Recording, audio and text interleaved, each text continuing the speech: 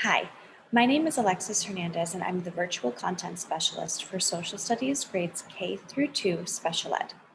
Today I'm going to share with you a little tip and trick that I use to check understanding with my students when I'm teaching remotely. I'm going to show you how to use Google Forms to check for understanding.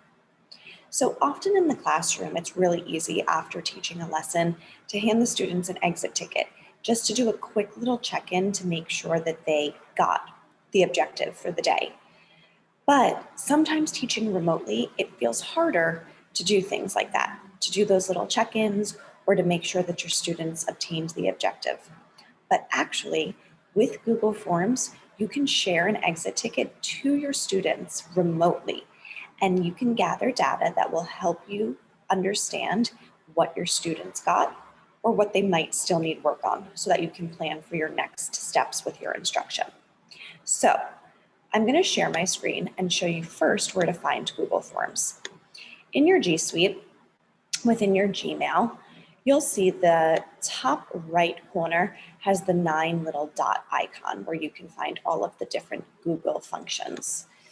I'm going to scroll all the way down past Drive and past Docs, and you'll see Forms is this purple little sheet in the far right corner.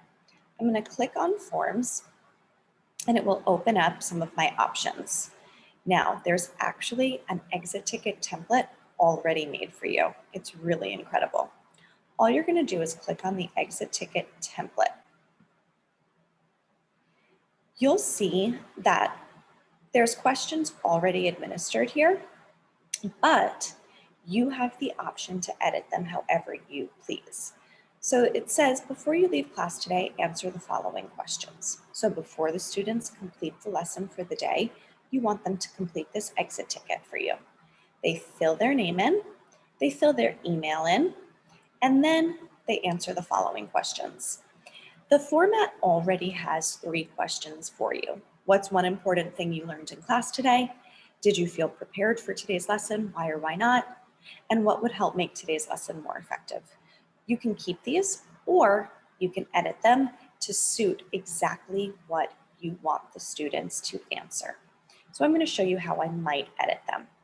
Instead of what's one important thing you learned in class today, I'm going to click on this and I'm going to make it more specific to what the lesson was. So let's say I was teaching 2nd grade maps and geography. I might ask my students, instead of what's one important thing you learned in class today, I might go right towards the objective. I might say, what are maps used for? There's my question. Now I get to decide how I want the students to answer. Do I want them to answer in a paragraph form? Do I want them to answer in a short answer form? Do I want them to do multiple choice? I'm going to pick short answer. What are maps used for? Right underneath the option where you choose how you want them to answer, you'll see that there's a little tab for required. If it's a required question, you move it over to green. If it's not, you keep it over in gray. Next, did you feel prepared for today's lesson? Why or why not? Again, I can keep this or I can edit this. Let's go and edit.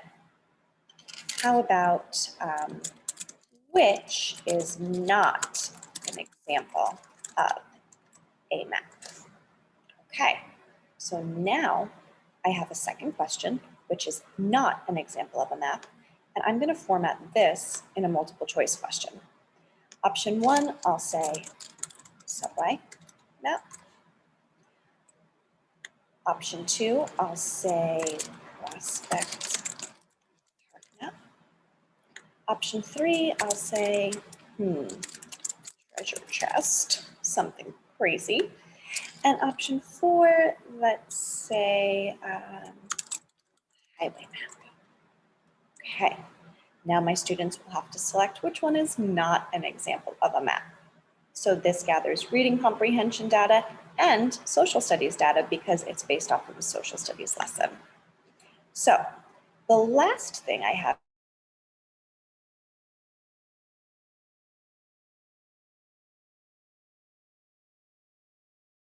this formatted question right here.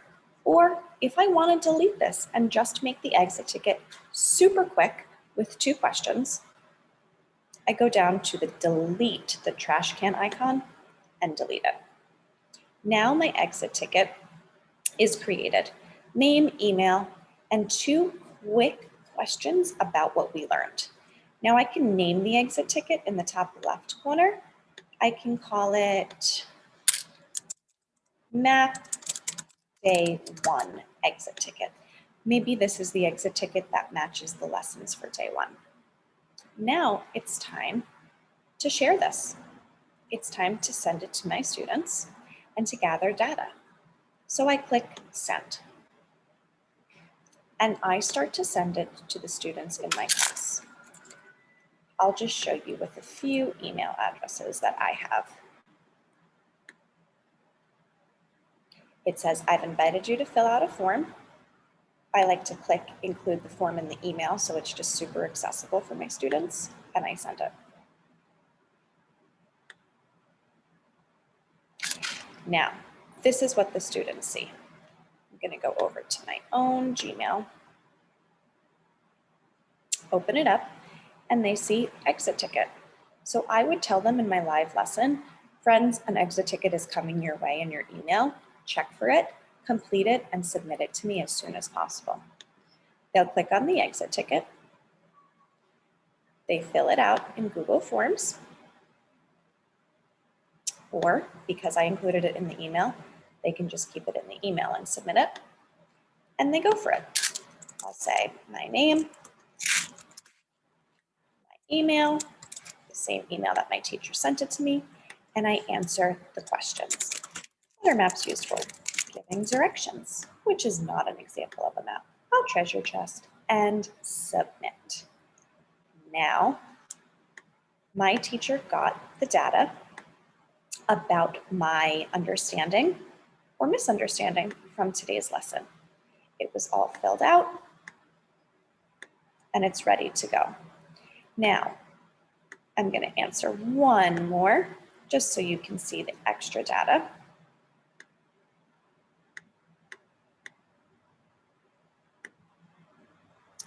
And I'm going to show you with one more email address how you can fill it out right in the email, because I've included the email there for you.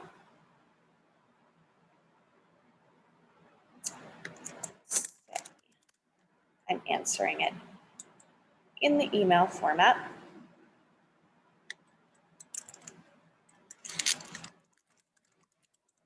With my name and my email. Maps are used for directions. And let's just say that this student maybe gets it incorrect. And it's submitted.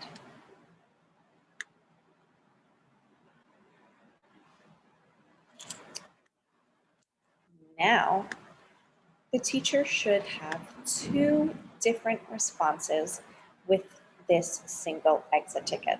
The more kids you send it to, obviously, the more responses you will have. So now what I want to do is I want to see how the students are doing with this exit ticket. So I'm going to go back to Google Forms,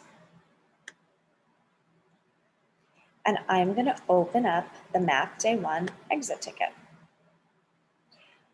Let's imagine that I've sent it to 10 students and they've all responded. Above the exit ticket, you'll see questions and responses. Responses is going to be where I'm going to go to see how the students are doing. Now, for the purpose of this video, I only sent it to 2 people, so there's only 2 responses. But if I take a look, I can see the friends that responded with their email addresses. I can see their answers, and I can see broken down how they did in responding to all of the questions. I can see each question broken down, and I can look individually at how they did. So this really helps me take the data, look at how each individual student is doing with that day's objective, and then figure out where my instruction might go next. Now, what I can do is I can plan individual conferences. I can take students that maybe did really well with the exit ticket and put them in a small group together. I can take students that maybe all got the same question wrong on the exit ticket and put them in a small group together. And then I can start to teach into some of those misunderstandings. So I really suggest that you head on to Google Forms and find the exit ticket template and use it to help you check for student understanding. I hope this was helpful.